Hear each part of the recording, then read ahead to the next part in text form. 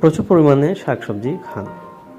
আধা প্লেট ভাতের সাথে আধা প্লেট সবজি খেতে চেষ্টা করুন, কিন্তু আলু দিয়ে তৈরি হলেও ফ্রেঞ্চ ফ্রাই কিন্তু সবজি হিসেবে গণ্য হবে না। সবজি দিয়ে মজার মজার খাবার তৈরি করুন। রান্নায় অলিভ অয়েল ব্যবহার করতে পারলে খুবই ভালো, তবে তা না পারলে কোলেস্টেরল ফ্রি ভেজিটেবল অয়েল ব্যবহার করুন। শরীরের সমস্ত প্রোটিনের চাহিদা ডাল, শিম, মটরশুঁটি ইত্যাদি থেকে পূরণ করার চেষ্টা করুন।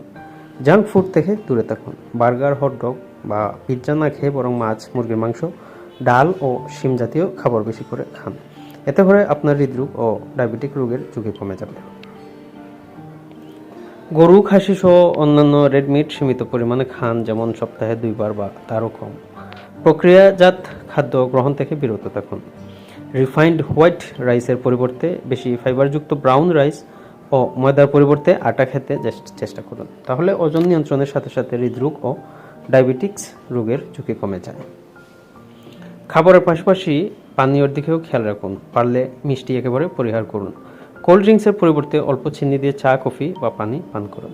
চিনিকে অনেকে তরল বিষ বলে থাকেন, কারণ চিনি শরীরে সরাসরি ক্যালোরি যোগ করে দ্রুত ওজন বাড়িয়ে দেয় এবং হৃদরোগ ও ডায়াবেটিস রোগের ঝুঁকিও বাড়িয়ে দেয়।